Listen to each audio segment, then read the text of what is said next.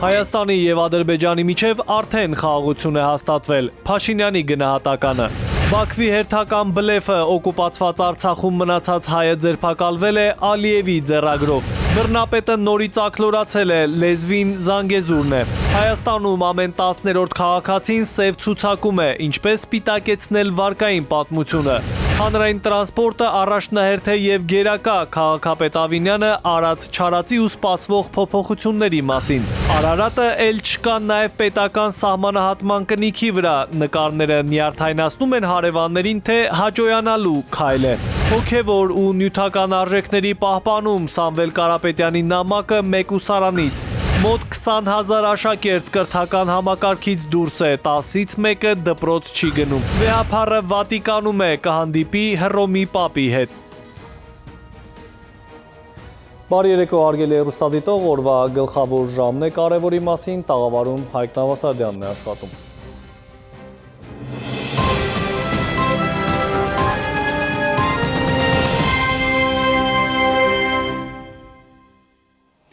Եվ այսպես անվտանգության երաշխիքը խաղաղությունն է և խաղաղությունից բացի ոչ մի ուրիշ անվտանգության երաշխիք գոյություն չունի։ Սա վարչապետ Փաշինյանի հայտարարությունն է համապարփակ անվտանգություն և դիմակայունություն միջազգային համաժողովում։ Մենք այսօր ունենք խաղաղություն, բայց այն ամենօրյա խնամք է պահանջում, նշել է վարչապետը, անդրադառնալով Գարնանը արած իր հայտարարությանը, թե Հայաստանի և Ադրբեջանի միջև պատերազմ չի լինելու, այլ լինելու է խաղաղություն։ Փաշինյանը այժմ պնդում է Հայաստանի և Ադրբեջանի միջև արդեն խաղաղություն է։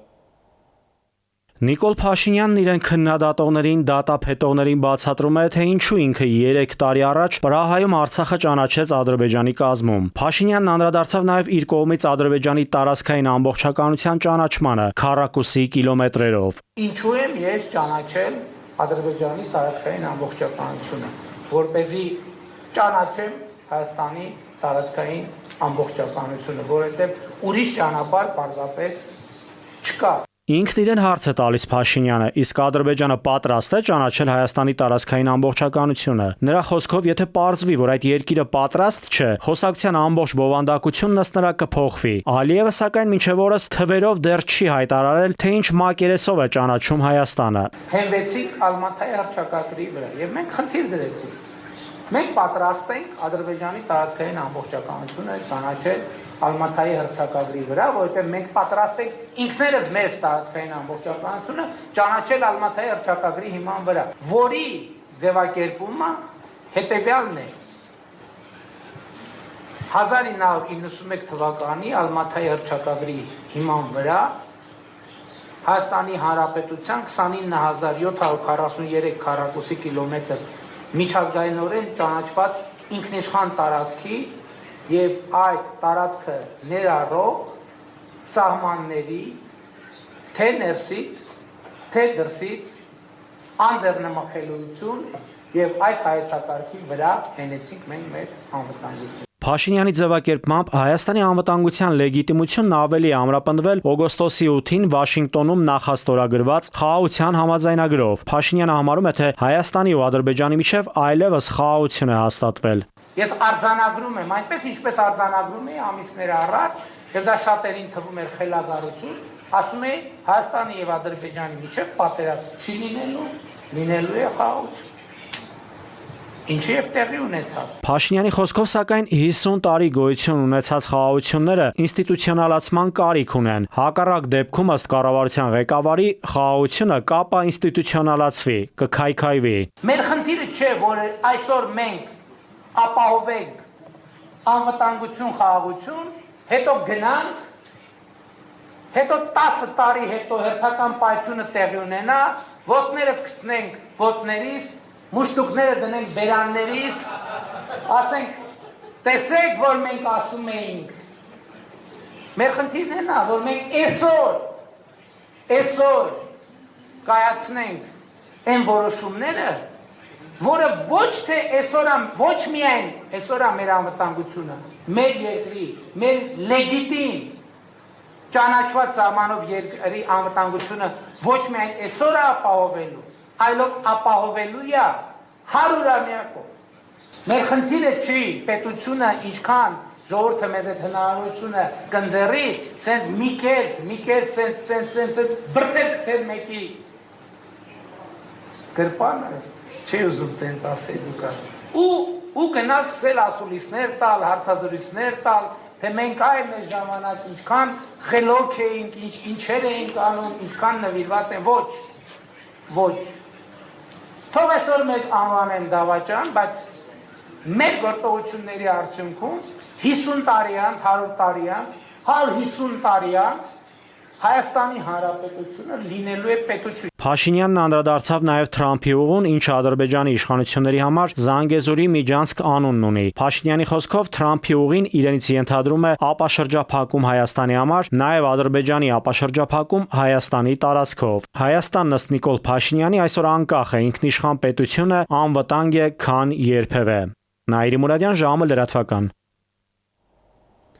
Անվտանգային և ռազմական սպառնալիքները շատ ցածր են, բայց սպառնալիքները կան ժողովրդավարության նկատմամբ։ Այսօր լրագրողների հետ զրույցում նշել է Հայաստանի արտաքին հետախուզության ծառայության պետ Քրիստինե Գրիգորյանը։ Նա շեշտել է, որ երկրի ժողովրդավարությունը վտանգող սպառնալիքները պետք չէ թերագնահատել։ Դրանք մեծամասամբ հիբրիդային են և չեն գալիս մեկ պետության կամ մեկ դերակատարից։ Այդ սպառնալիքները որպես կանոն շատ դեպքերում գալիս են մի քանի կենտրոնից, առանձին նշել է արտաքին հետախուզության ծառայության ղեկավարը։ Տարբեր պետությունների կողմից հիբրիդային պայքար է Հայաստանում ժողովրդավարության դեմ, Հայաստանի Հանրապետության ներքին քաղաքականության մեջ ակտիվորեն դերակատարում ունեն Ադրբեջանը, Թուրքիան, ժողովրդավարության դեմ քայլեր կարող են անել այն ուժերը, որոնք ունեն իշխանություն։ Իսկ որոնք են ժողովրդավարության դեմ քայլերը։ Դա դատական համակարգի ձևախեղումն է, արդարադատության ձևախեղումն է, հավասարության սկզբունքի խախտումն է։ Ազգային ժողովի ընդդիմադիր պատգամավորները չեն հավատում, որ Ադրբեջանի և Թուրքիայի կողմից հնչող շարունակական ագրեսիվ հռետորաբանության ֆոնին Հայաստանի և Ադրբեջանի միջև կարող է խաղաղություն լինել։ Հայաստան խմբակցության ղեկավար Սեյրան Օհանյանը օրինակ համաձայն չէ իշխանությունների պնդումներին, թե Հայաստանի և Ադրբեջանի միջև խաղաղությունը անվտանգության երաշխիք է։ Ըստ Պաշտպանության նախկին նախարարի անվտանգության երաշխիքը պետք է լինի ազգային անվտանգության ռազմավարության հիմնարար հարցը հիմնված ազգային և միջազգային երաշխիքների վրա։ Իշխանական թևի պատգամավորները սակայն լավատես են բանակցային գործընթացներին անդրադառնալով, պատգամավորները Թուրքիայի բանագնաց հատուկ ներկայացուցիչ Քլչի հետ հանդիպումը քննարկումները դրական են համարում։ Ի դեպ, այդ հանդիպումից հետո հայտնի դարձավ, որ Հայաստանի կառավարությունը որոշել է նոյեմբերից սահմանային անձնագրային կնիքներից Արարատ լեռան պատկերը հանել։ Սա մեծ աղմուկ է բարձրացրել հասարակության շրջանում։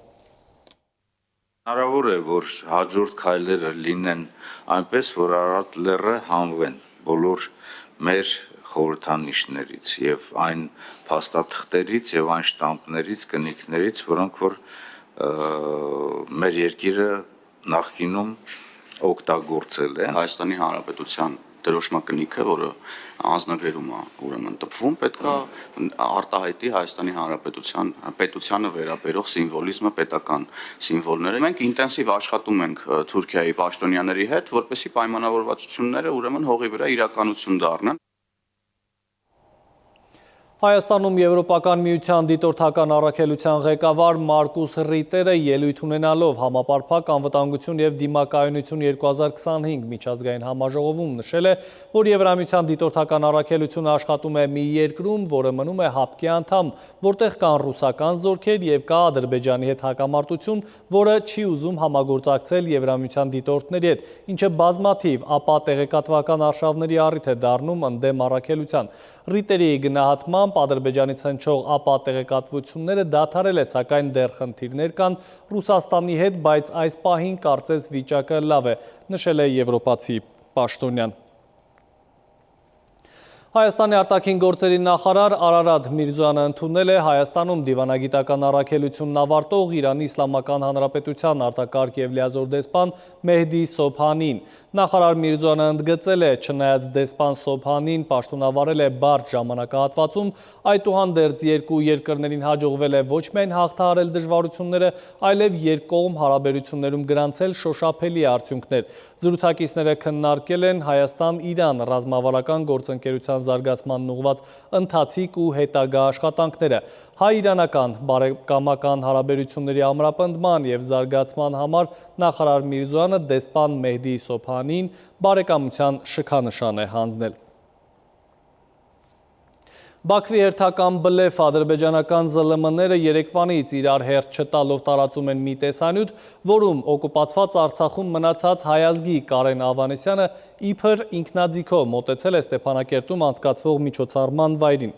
Բաքվի քարոզչամեքենան հաղորդագրություն է տարածել, թե ձերբակալության պահին Ավանեսյանը զինված դիմադրություն է ցույց տվել։ Պատասխան կրակի հետևանքով Ավանեսյանը հրազենային վնասվածք է ստացել և ձերբակալվել։ Ադրբեջանի նախագահ Իլհամ Ալիևը իդեպ 3 այցելելով օկուպացված Արցախ կրկին անդրադարձել է Զանգեզուրի Միջանցք կոչվածին։ Շինարարության ծավալները Ղարաբաղում և Զանգեզուրում աշխարհի մակարդակով աննախադեպ են հայտարարել է Ալիևը, նաև պնդել, թե Հայաստանը և նրա հետևում կանգնած ուժերը չէին պատրաստվում վերադարձնել իրենց պատկանող տարածքները։ Ալիևը հայտարարել է, որ անջատողականությանը վերջ է տրված և Ադրբեջանը լիովին վերականգնել է իր ինքնիշխանությունը։ 2023-ի սեպտեմբերի 19-ին Ադրբեջանը լայնածավալ ռազմական հարձակում գործեց Արցախի հանրապետության վրա, թիրախավորելով քաղաքացիական բնակչությանն ու ենթակառուցվածքները, ինչի հետևանքով զոհվեցին բազմաթիվ մարդիկ, ռմբակոծության ենթարկվեցին Ստեփանակերտը, Ասկերանը, Մարտակերտն ու այլ բնակավայրեր։ Այս և դրան հաջորդող ողբերգական իրադարձությունները հիշելու և դրանց քաղաքական ու իրավական հետևանքները քննարկելու նպատակով Ֆրանսիայի ազգային ժողովում տեղի կունենա Արցախ էթնիկ զտումից 2 տարի անց խորագրով խորհրդաժողով, հայտնում է Ֆրանսիայում Արցախի ներկայացուցչությունը։ Այժմ այն մասին, ինչ ենք պատմելու թողարկման երկրորդ հատվածում։ Հայաստանում ամեն 10-րդ քաղաքացին սև ցուցակում է, ինչպես սպիտակեցնել վարկային պատմությունը։ Հանրային տրանսպորտը առաջնահերթ է և գերակա, քաղաքապետ Ավինյանը արած-չարածի ու սպասվող փոփոխությունների մասին։ Արարատը էլ չկա նաև պետական սահմանահատման կնիքի վրա, նկարները նյարդայնացնում են հարևաններին, թե հաճոյանալու քայլ է։ Հոգևոր ու նյութական արժեքների պահպանում Սամվել Կարապետյանի նամակը մեկուսարանից։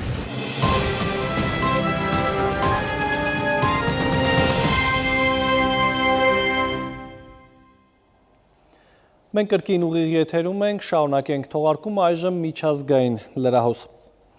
Իրանը պետք է ամբողջությամբ դադարեցնի իր միջուկային ծրագրի մշակումը և ապամոնտաժի ուրանի հարստացման բոլոր օբյեկտները, հայտարարել է Միացյալ Նահանգների էներգետիկայի նախարար Քրիս Ռայթը ատոմային էներգիայի միջազգային գործակալության գլխավոր կոնֆերանսի ընթացքում։ Ռայթը անընդունելի է համարել Իրանի թափանցիկության բացակայությունը, գործակալության նկատմամբ ու միջուկային սրացումները։ Ռայթը գործակալության հետ համագործակցության կոչ է արել Իրանին, հաշվի առնելով երկրի պարտավորությունները։ Թուրքիայի ամենամեծ ընդդիմադիր ուժի ժողովրդահանրապետական կուսակցության տասնյակ հազարավոր կողմնակիցներ դուրս են եկել փողոցներ պահանջելով Թուրքիայի նախագահ Ռեջեփ Թայիփ Էրդողանի հրաժարականը, հայտնում է Reuters-ը։ Բողոքի ցույցը տեղի է ունեցել այսօրվա դատական նիստից առաջ, որի քննարկման թեման էր 2023 թվականի նոյեմբերին կուսակցության համագումարի արդյունքները չեղյալ համարելու հարցը, երբ Օզգյուր Օզելն ընտրվել է քաղաքական ուժի ղեկավար։ Համագումարի արդյունքները չեղյալ հայտարարելու դեպքում Օզելը կարող է հեռացվել պաշտոնից, ինչը կարող է ազդել Թուրքիայի 2028 թվականի նախագահի ընտրության ժամկետների վրա։ Ռուսաստանը մտադիր է հետ գնել Թուրքիային մատակարարված S-400 զենիթահրթիռային համալիրները սեփական պահեստներում այդ համակարգերի պակասի պատճառով։ Այդ երկրի լրատվամիջոցները հայտնում են, որ Թուրքիան գործնականում չի օգտագործում 2019 թվականին ձեռք բերած S-400 համալիրները դրանց ՆԱՏՕ-ի ստանդարտներին չհամապատասխանելու պատճառով։ Դրանից բացի Անկարան ակտիվորեն զարգանում է նաև սեփական հոբ համակարգերը, ձգտելով նվազեցնել կախվածությունը օտարերկրյա մշակույթի որոշակումներից։ Թուրքական կողմը ներկա պահին չի քննարկում համալիրները վերադարձնելու հարցը։ Հիշեցնեմ, Ռուսաստանն ու Թուրքիան ընդհանուր $2.5 միլիարդ արժողությամբ S-400-ների մատակարարման պայմանագիր էին կնքել 2017 թվականին։ Եվրամիության արտաքին գործերի նախարար Կայա Կալասը օրեր առաջ հայտարարել էր, որ Ռուսաստանը Եվրամիության երկրներում սառեցված իր ակտիվները հետ չի ստանա, եթե Ուկրաինային փոխհատուցում չվճարի պատերազմի ընթացքում հասցրած վնասի համար։ Կալասի հայտարարությանը ի պատասխան Ռուսաստանի Դաշնության անվտանգության խորհրդի փոխնախագահ Դմիտրի Մեդվեդևը հայտարարել է, որ Մոսկվան կգործի Եվրամիության ցանկացած երկրի դեմ, որը կփորձի Ռուսաստանի ակտիվներն օգտագործել որպես օգնություն Ուկրաինային։ Դոնալդ Թրամփը կրկին պնդել է, որ պատրաստ է Ռուսաստանի դեմ պատժամիջոցներ սահմանել, եթե Եվրոպան գործի Միացյալ Նահանգների քայլերին համաչափ եւ հստակեցնի Ռուսաստանի հանդեպ իրականացվող սահմանափակումները, այլ ոչ թե շարունակի նավթ գնել Ռուսաստանից։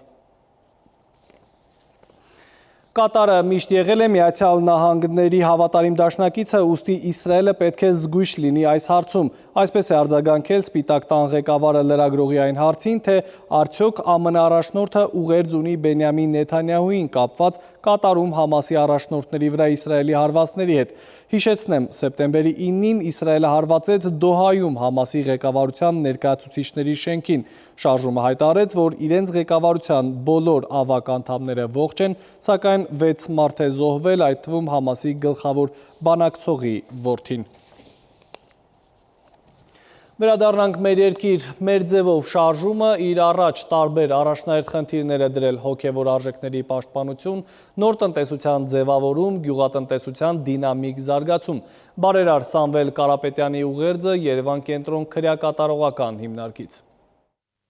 Մեր ձևով շարժումն իր առաջ տարբեր առաջնահերթ խնդիրներ է դրել՝ հոգևոր արժեքների պաշտպանություն, նոր տնտեսության ձևավորում, բազմաթիվ աշխատատեղերի արագ ստեղծում, գյուղատնտեսության դինամիկ զարգացում եւ այլն։ Հայկական ավանդական ընտանիքի նկարագրի պահպանությունը ու դրա բարեկեցության ապահովումը առանցքային է այս խնդիրների շարքում ու անպայման լուծում է ստանալու։ Չկա ժողովրդի ու պետության համար ավելի մեծ հաջողություն, քան ունենալ բազմաթիվ բազմազավակ ընտանիքներ, որոնք ունեն լավ կյանքի համար բոլոր պայմանները, որոնց երեխաներն առողջ են, կրթված են ու պատրաստ են կառուցել երկրի լավ ապագան։ Ստոկհոլմի արբիտրաժային դատարանի որոշումը չկատարելու համար այս պահին Հայաստանը ծախսում է շուրջ $3.2 միլիոն էլեկտրական ցանցերի պետականացման թեմայով լրագրողների հետ հանդիպման ժամանակ հայտարարել է ազգային բարերար Սամվել Կարապետյանի պաշտպանական խմբից Սամվել Ֆերոյանը։ Նա պարզաբանել է խոսքը փաստաբանական թիմի համար ծախսվող գումարների մասին է։ Նա ի դեպ նաև տեղեկացրել է, որ առաջիկայում պաշտոնեական լիազորությունները չարաշահելու հանցագործության մասին հաղորդում են ներկայացնելու հանրային ծառայությունները կարգավորող հանձնաժողովի նախագահի դեմ։ Կառավարությունը դժգոհ է քաղաքացիների անհուսալի վարկերին առնչվող ձեռնարկած քայլերի արձագանքից։ Բանն այն է, որ բանկերի սև ցուցակում հայտնված քաղաքացիներին դեռ անցյալ տարվանից կառավարությունն առաջարկեց բանկերի պարտքերը մարել եկամտահարկի տեսքով։ Ծրագրի որքան շահառու կա եւ որքանն է դիմել աջակցության համար։ Սև ցուցակի պատկերը թվերով ռեպորտաժում։ Հայաստանում չափահաս ամեն 10-րդ քաղաքացին անհուսալի վարկ ունի, այսինքն պատք է բանկերին, բայց այն վերադարձնել չի կարողանում։ Ըստ այդմ չի կարողանում նաև գրանցված աշխատանք ունենալ։ Հակառակ դեպքում աշխատավարձի մի մասն ամեն ամիս դատական ակտերի հարկադիր կատարման ծառայությունը կբռնագանձի։ Կառավարությունը գտել էր այս խնդրի լուծումը։ Ըստ այդմ մարդը պաշտոնապես գրանցվում է իր աշխատավայրում, իսկ պետությունը նրա համար վճարվող եկամտահարկը փոխանցում է բանկին, որպես քաղաքացու պատքի մարում։ Լավ է, շատ լավ է։ Ծրագրի մեկնարկից շահառու է դարձել 5715 անձ, որոնցից 789-ի վարկերը արդեն ամբողջությամբ մարվել են։ Հաշվի առնելով, որ շահառուների պոտենցիալ թիվը 218000 անձ էր, մենք չենք կարող ասել, որ ծրագիրը հասել է իր նպատակներին, ունենալով այսպիսի փոքր թվեր։ Գործադիրում դժգոհ են ծրագրի շահառուների պասիվությունից։ Պետությունը ցանկանում է մարել ձեր պատքերը։ Ի վերջո, ինչու եք հապաղում։ Կքնեք մաքուր խղճով եւ մաքուր վարկային պատմությունով։ Ծրագրի մեկնարկի ժամանակ ծրագրի շահառու հանդիսացող, պոտենցիալ շահառու հանդիսացող կար արդեն 43600 քաղաքացի, որոնք ունեն ֆորմալ զբաղվածություն, այսինքն արդեն հիմա աշխատում են եւ կարող են դառնալ ծրագրի շահառու, բայց մենք նույնիսկ այդ թվին չենք հասել։ Այսինքն այն քաղաքացիներ, որոնք հիմա ունեն աշխատանք, նոր աշխատանք գտնելու խնդիր էլ չունեն, պարզապես կարող են դիմել եւ իրենց եկամտային հարկը կփակի իրենց անհուսալի վարկը, նույնիսկ նրանք չեն դիմում։ Իսկ ինչ էր ակնկալում կառավարությունը, որն է լինելու պետության շահը այս միջոցառման արդյունքում։ Չէ՞ որ պետական բյուջեից տասնյակ միլիոնավոր դոլարներ կարող են հոսել բանկային համակարգ անհուսալի վարկերի մարման համար։ Առաջին պատճառը պաշտոնական, դա ստերի կրճատումն եւ գործազրկության կրճատումն է։ Պաշտոնական գործազրկությունը բավականին բարձր է Հայաստանի Հանրապետությունում, բայց հասկանալի է, որ այն մարդիկ, որոնք այս պահին այս ծրագրի շրջանակներից կարող են օգտվել, իրանք ստերում որոշակի աշխատում են եւ դրանից որոշակի գումարներ են ստանում։ Առանց գրանցման աշխատող քաղաքացին ենթադրվում է, որ կխնդրի իր գործատուին գրանցել իրեն եւ վճարել հարկեր։ Հավանական է, որ ծրագրին դիմողների փոքր թվի պատճառը դա է։ Գործատուն դժկամությամբ կգնա ծախսերի ավելացմանը։ Եթե այս ամեն ինչ իրագործի, բացի այնից, որ ավելի 20,000 դրամ պիտի տա աշխատողին, պիտի հարկեր տուրքեր սկսի վճարել, որոնք աշխատավարձին մոտավորապես 42%-ն են, այսինքն ճիշտ է, ենթադրենք աշխատավորը շարունակել է 100,000 ստանալ, սակայն գործատուի կողմից նա պետք է վճարի 150-160, այսինքն մոտավորապես 50% ավել։ Նախագծի մեծագույն շահառուն բանկերն են։ Վերջին տարիներին դրամատները լուրջ հաջողություններ են գրանցում։ Տարեստարի մեծանում է բանկերի շահույթը եւ բյուջեից թեկուզ ածանցված վճարումները բիզնեսի այս ոլորտին հակասական կարծիքների տեղիք են տալիս։ Քանի որ 2025 թվականի սկզբից Երևանից դուրս եկավ եկամտահարկի հետ վերադարձի օրենքը, ապա սա որպես խրախուսում բանկային համակարգին տրվեց։ Անհուսալի վարկեր ունեցողների մի մեծ հատված անապահով վիճակից ելնելով են ժամանակին վարկեր վերցրել եւ հենց նույն պատճառով էլ չեն կարողացել մարել դրանք։ Այս մարդկանց համար սեփական եկամտից 20-30 հազար դրամի թեկուզ եկամտահարկի տեսքով վճարումը բանկին եւս կարող է անընդունելի լինել։ Այսինքն մարդկանց մի մասը կարող է նախընտրել այս պահին ունենալ չգրանցված աշխատանք, որից ստացած ամբողջ եկամուտը կմնա իր գրպանում, քան հրաժարվել եկամտի փոքր հատվածից այն հույսով, որ հետագայում կկարողանա նորից օգտվել բանկերի մատուցած ծառայություններից եւ մաքրել իր վարկային պատմությունը։ Արմեն Աթելյան, ժամը լրատվական։ Հանրային տրանսպորտը առաջնահերթ է ու գերակա, այսպես քաղաքային իշխանությունը պլանավորում է ևս մի քանի ավտոբուսային գիծ ավելացնել մայրաքաղաքի փողոցներում, որ A-կետից B գնալիս տրանսպորտը կանգնի միայն կանգառներում, այլ ոչ թե խցանումների մեջ, բայց դա կլինի հավանաբար արդեն հաջորդ տարի, հայտարարել է Երևանի քաղաքապետ Տիգրան Ավինյանը, իսկ մինչև այդ Նուբարաշենում նորից ակտուալ է աղբավայրի թեման։ Աղբի վերամշակման խնդիրը քաղաքային իշխանության գնահատմամբ հրատապ լուծում է պահանջում։ Քաղաքապետ Ավինյանն է ասում, աչքի առաջ դեռ 2015-ի դառը փորձը կա։ Ծրագիր գրվեց, գործընթաց սկսվեց, այդպես էլ ավարտին չհասավ, տապալվեց։ Դրա համար էլ հիմա միջազգային գործընկերներին ուղիղ ասել են։ Զուգահեռ մի քանի ճանապարհով են փորձում գնալ, կհասկանան որն է առավել արդյունավետ, որ ուղղությունը վերցնելով ավելի շուտ արդյունքի կհասնեն, այդ տարբերակն էլ կընտրեն։ Աղբը ինքը իրանով ունի որոշակի արժեք։ Եվ այդ արժեքը, այսպես ասած, ով ճիշտ կկարողանա առաջարկել ուտիլիզացնել, մասնավորապես, չգիտեմ, էներգիայի տեսքով մյուս, դա նա ով լավագույն առաջարկը կարողանա տալ, նա էլ պոտենցիալ կարող է հաղթել նմանատիպ ծրագրում։ Գետնի աղտոտումից անցում օդի աղտոտվածությանը ամեն առավոտ պատուհանագոքին փոշի տեսնելը օդի որակի ցուցիչ չէ, ասում է քաղաքապետը։ Երևանի քաղաքապետարանը պարտադրել է խոշոր կառուցապատողներին բոլորին երկուական օդի որակի չափիչ սարքեր տեղադրել իրենց մոտ։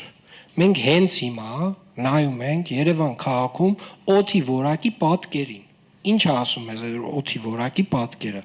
Ասում է օդի որակի գերազանց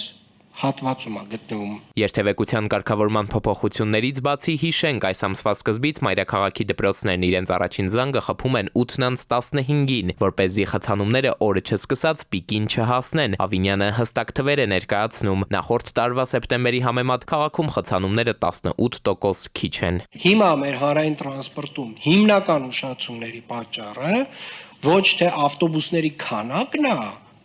փողոցներում, այլ խցանումները եւ օրինակի համար Միասնիկյանով իջնող ավտոբուսները խցանման մեջ մի քանի հատ իրար հետ մնում են, հետո օրինակ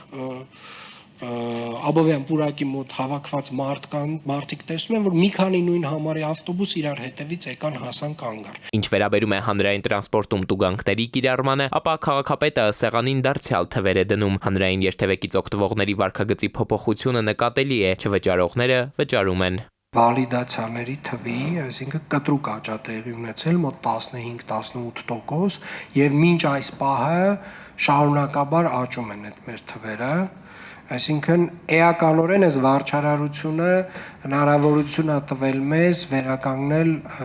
ֆինանսական մեր հոսքը։ Քաղաքապետարանի ներքին աշխատանքների կազմակերպման համար ի դեպ անցնող ամիսների ընթացքում բազմաթիվ թվային գործիքներ են ներդրել։ Օրինակ, երբ սանմաքրման մեքենան աղպարկղը դատարկում, աղբը տանում է, համապատասխան քարտեզի վրա այդ կետի գույնը փոխվում է։ Մեկ քլիքով հնարավոր է տեսնել։ Բարեփոխումները կշարունակեն, վստահեցնում է քաղաքային իշխանության ղեկավարը։ Նա չի շրջանցում նաև Անիֆի աղմկահարույց խնդրին վերաբերող հարցերը։ Ավինյանն ասաց, կա իրավական գործընթաց եւ ինքը որպես վկա հարցաքննվել է։ Էդուարդ Պողոսյան, ժամը լրատվական։ Ջերմաստիճանի նվազման հետ ակտիվացել են սուրշնչառական վարակները, հազ, գրիպոզ վիճակ, այս օրերի հիմնական ախտանիշներն են, բայց այս ամենին շատերս մատերիարանքով ենք նայում ու բժշկի հաճախ չենք դիմում։ Առողջապահության ոլորտի մասնագետներն ահազանգում են, առողջական խնդիրները երկրորդ պլան մղելը անթույլատրելի է, անդառնալի հետևանքներ կարող են լինել։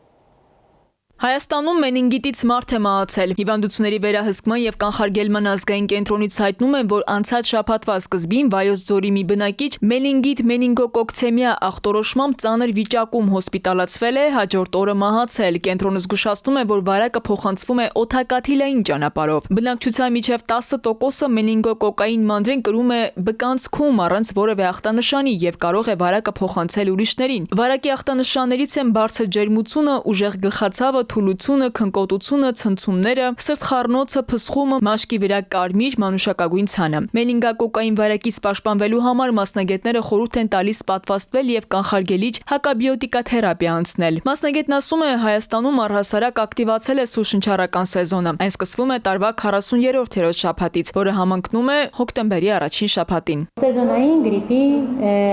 հարուցիչներն են, ունենք ենթատեսակներ A եւ B ենթատեսակներ եւ այս տարվա սեզոնին ընթരാճ առաջարկում է քարավալենտ պատվաստանյութը, որում առկա է 2A ենթատեսակ եւ 2B ենթատեսակ։ Սրանք այն ենթատեսակներն են, որոնք ըստ առողջապահության համաշխարհային կազմակերպության առավել շատ են շրջանառելու 2025-26 թվականների սեզոնին։ Դրա համար է, որ յուրաքանչյուր տարի հենց սեզոնին ընթരാճ առաջարկում է պատվաստվել, որտեղ յուրաքանչյուր սեզոնի համար նոր պատվաստանյութ է ստեղծվում, որի կազմը համահունչ է տվյալ սեզոնին շրջանառող սեզոնային գրիպի հարուցիչների։ Գրիպի դեմ պատվաստանյութը առաջարկում են առաջնահերթություն տալով ռիսկի խմբում գտնվողներին, սա հատկապես վերաբերվում է այն քաղաքացիներին, ովքեր հղի են 6 ամսականից 5 տարեկան երեխաներ, տարեցներ եւ քրոնիկ հիվանդություններ ունեցողներ ու բուժաշխատողներ։ Ախտանշանները նույնն են, ինչ որ բոլոր սուրշնչառական վարակների համար, կարող է լինել ընդհանուր թուլություն, ջերմության բարձրացում, գլխացավ, մկանացավեր, քթիցոց, ցավ կոկորտում, այսինքն միայն կլինիկական ախտանշաններով որոշել սա որ շնչառական վարակն է հնարավոր չէ, որովհետև սեզոնային գրիպից բացի ունենք այլ շնչառական վարակներ, որոնք այս սեզոնին շրջանառում են, օրինակ ադենովիրուս, ռինովիրուս, RS վիրուս, մետապնևմավիրուս, կորոնավիրուսային հիվանդության հարուցիչ եւ այլն։ Սակայն այս բոլոր սուրշնչառականները ունեն համարյա գրեթե նույն ախտանշանները եւ իրարից տարբերակում են միանշանակ միայն լաբորատոր հետազոտության արդյունքում։ Սուրշնչառական վարակների ակտիվ շրջանի նախաշեմին առողջապահության նախարարությունը առողջության առաջնային պահպանման բոլոր կազմակերպություններին գրիպի դեմ քարավալենտ պատվաստանյութ է բաշխել։ Նախարարությունից տեղեկացնում է, որ անկախ հաշվառումից գրիպի բարդություններից խուսափելու համար բոլոր քաղաքացիները կարող են պոլիկլինիկաներում եւ ամբուլատորիաներում անվճար պատվաստվել։ Քնարիկ Պետրոսյան, Վահրամ Ավոյան, ժամը լրատվական։ Շիրակի թեմի հոգևոր առաջնորդ 62-ամյա Միքայել arczepiskopos Աջապահյանի գործը Երևանի ընդհանուր իրավասության առաջին ատյանի դատարանի Ավանի նստավայրում արդեն ավարտական փուլում է։ Այսօր հերթը կողմերի ճառերինն էր, Միքայել arczepiskopos Աջապահյանն ասել է, թե չի հավատում արդարադատությանը, դատական նիստերին եկել է միայն իր հոգևոր եղբայրներին ու աջակիցներին տեսնելու համար։ Նա վերահաստատել է, որ իր նկատմամբ քրեական հետապնդումը քաղաքական պատվեր է։ Հիշեցնեմ, Միքայել arczepiskopos arczepiskopos Աջապահյանի նկատմամբ քրեական գործ է հարուցվել իշխանությունը զավթելուն, տարածքային ամբողջականությունը խախտելուն, ինքնիշխանությունից հրաժարվելուն կամ սահմանադրական կարգը բռնի տապալելուն ուղղված հրապարակային կոչերի հոդվածով։ Սրբազանը կալանավորվել է հունիսի 28-ին, հաջորդ նիստը կկայանա սեպտեմբերի 22-ին։ Շարունակել են ծառայել նաև այս երկրին և այս դրոշին, որը ոմանք արագավորում, ոմանք կթողնում են հասկանա այնպես ինչպես ինքը կանում։ Ակնկալել արդարադատություն նման խախտումների դեպքում, դատավարական խախտումների դեպքում իհարկե արկածախնդրություն է, բայց միևնույն ժամանակ այդպես շատ փոքր տոկոսով, ասում ենք կարող է հրաշք կատարվի մեր երկրում, մեր արդարադատության մեջ ու իսկապես ինչ-որ բան բեկվի։ Կրկին դադար ունենք, կվերադառնանք րոպեներ անց։ Մոտ 20,000 աշակերտ կրթական համակարգից դուրս է, 10-ից մեկը դպրոց չի գնում։ Վեհափառը Վատիկանում է, կհանդիպի Հռոմի պապի հետ։ Մետյո աշխարհ ջերմաստիճանը կբարձրանա, ավելին հաջորդ թիվ։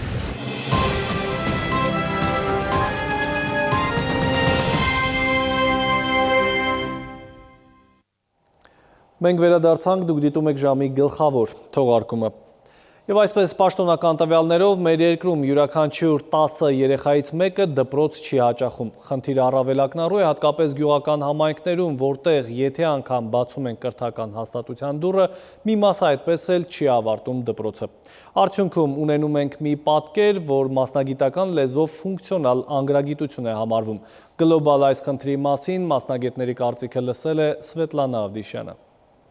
Հետընթաց է ապրում կրթությունը Հայաստանում, ըստ հաշվեկնիչ պալատի նոր տեղեկությունների, պարտադիր կրթության ընդգրկվածությունը զգալիորեն նվազել է։ Պարզվում է Հայաստանում 19605 երեխա դուրս է մնացել կրթական համակարգից, նրանց 64%-ը երբեք դպրոց չի հաճախել։ Միևնույն ժամանակ շուրջ 111000 երեխա առհասարակ բացակայում է կրթության կառավարման տեղեկատվական համակարգից։ Ոլորտի փորձագետը սա կրթական քաղաքականության ամբողջական ձախողում է որակում։ Յուղերում հատկապես ուսուցիչները այդ առաջին դասարանի ընկած տներով ման են գալիս, թե որ երեխան է, որ տարիքը արդեն լրացել է, որպեսզի տանեն դպրոց։ Պաշտոնական տվյալներով միջին հաշվով 10 երեխայից մեկը դպրոց չի հաճախում, եւ նրանց մեջ մեծ տոկոս են կազմում հենց սոցիալապես անապահով աղքատության եզրից ցածր գտնվող ընտանիքների երեխաներ։ Խնդիրը միայն ընդգրկվածությունը չէ, համաշխարհային բանկի տվյալներով տարական դպրոցն ավարտող երեխաների 35%-ը չի կարողանում կարդալ եւ հասկանալ պարզ տեքստեր, ինչը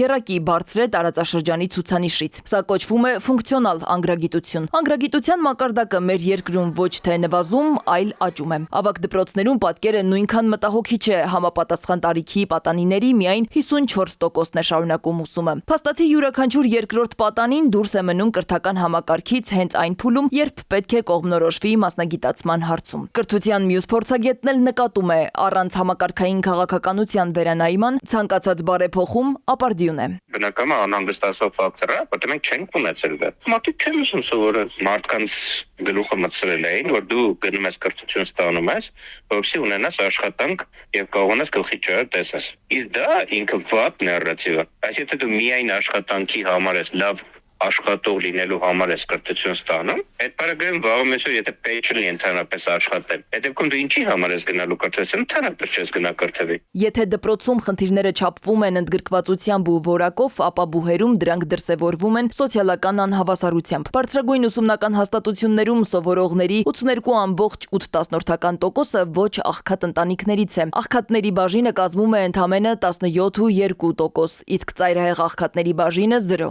Ասել է թե ծայրահեղ աղքատության մեջ գտնվող ոչ մի ընտանիքից ոչ մի երեխա բարձրագույն կրթություն չի ստանում Հայաստանում։ Երբ որ հարցնում ես, նրանք ասում են, որ երեխան կոշիկ չունի, շոր չունի, դեռ պայուսակին էլ չի հասնում խնդիրը։ Պետությունը պետք է իր պարտականությունը, որն է երեխայի սովորելու կրթության իրավունքը ամբողջությամբ իրացնի։ Անկախ սոցիալական վիճակից, անկախ այդ ընտանիքի ընդհանրապես աղքատ լինելուց, հարուստ լինելուց, բնակության վայրից, նրանց պետք է պարտադիր պետությունը բոլոր միջոցները կիրառելով տարբեր նախարարությունների համատեղ գործունեությամբ պետք է երեխաներին ներգրավել կրթական process-ի մեջ։ Այլապես մենք տարիներ հետո կունենանք ոչ միայն անգրագետ հասարակություն, այլ հանցագործ հասարակություն։ Մոտիվացիոն դաշտն է կրթական համակարգում բացակայում, ասում են փորձագետները ու նկատում։ Հայաստանի կրթական համակարգում այսօր արձանագրվող խնդիրները միայն թվային ցուցանիշներ չեն, դրանք խորքային, համակարգային եւ սոցիալական ճգնաժամի ազդակներ են, որոնք տարիներ անց կարող են աղետալի հետևանքներ ունենալ։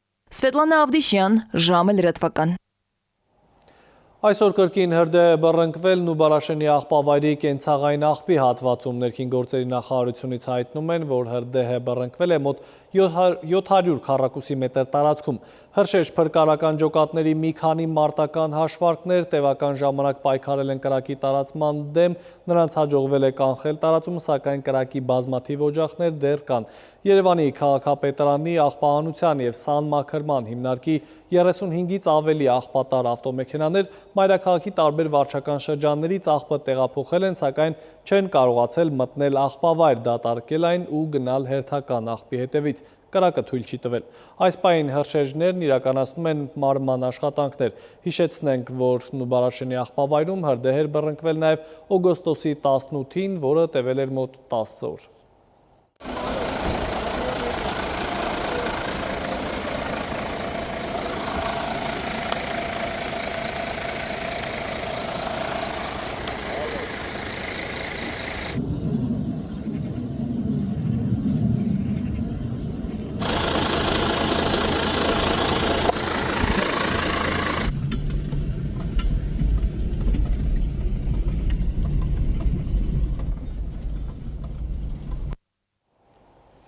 Պեկն ու քննչական կոմիտեն բացահայտել են ավելի քան 34 միլիարդ դրամի ստվերային շրջանառություն։ Տնտեսվարողները հատուկ ծրագրերի միջոցով իրացման շրջանառությունը թաքցրել են հարկվող շրջանառության մեջ, այդպես պետությանը պատճառելով խոշոր չափի վնաս։ Ամենայն հայոց կաթողիկոսն էլ մեկնել է Վենետիկ, որտեղ նախատեսված է հանդիպում Հռոմի պապի հետ, այս եւ օրվա այլ կարևորը մեկ տեսաշարում։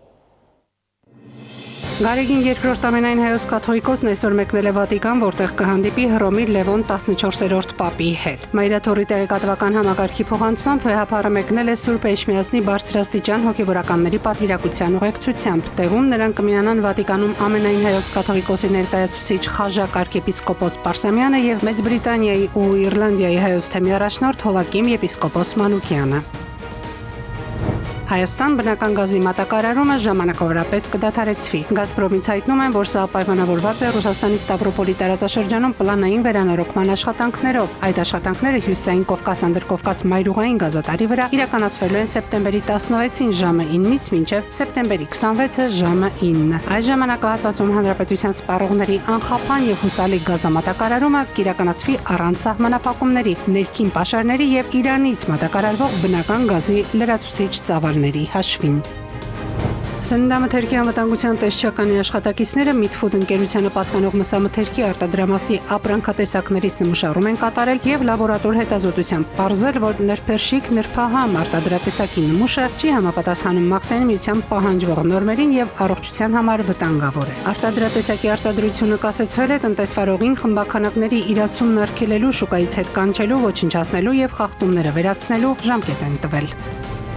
Ավելի քան 34 միլիարդ դրամի ստվերային շրջանառություն են բացահայտել Պեկն ու քննչական կոմիտեն։ Բացահայտած ընկերությունը հիմնականում դեղատնային եւ բժշկական սպասարկման ոլորտում գործունեություն իրականացնող մի շարք վճարողների համար փոխհամաձայնությամբ ստեղծել է առևտրային եւ հաշվապահական հաշվառման ծրագրեր։ Դրանցում ներդրված հատուկ գործիքների միջոցով հսկիչ դրամարկղային մեքենաների կիրառման արդյունքում իրացման շրջանառության մի մասը չի ներառվել հարկվող շրջանառության մեջ։ Պարզվել է նաեւ, որ այս ընկերության առևտրային ծրագրերի տվյալների բազայի մի մասը պահպանվում է այլ վայրում գործող մեկ այլ ընկերությունում։ Որոշ դեղատներ իրացրել են մի քանի տասնյակ անվանումներով Հայաստանում չթույլատրված եւ չգրանցված դեղամիջոցներ, եւ դեղատնային ու բժշկական սպասարկման ոլորտում գործող 9 հարկ վճարողի այսպիսի հանցավոր գործելավոճով պետությանը միլիարդների վնաս են պատճառել։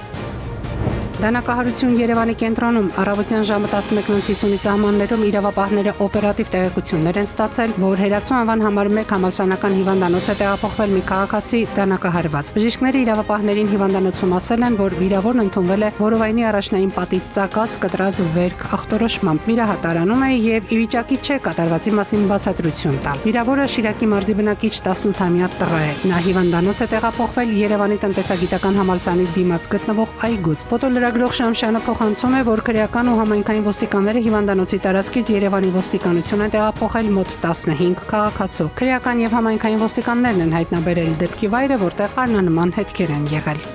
Տիրանիշ Մուրադյան, ժամը լրատվական։ Եվ եղանակային կանխատեսումներ, ջերմաստիճանի բարձրացում ենք սպասում, որտեղ որքան գիտի Լիլի Հովերը։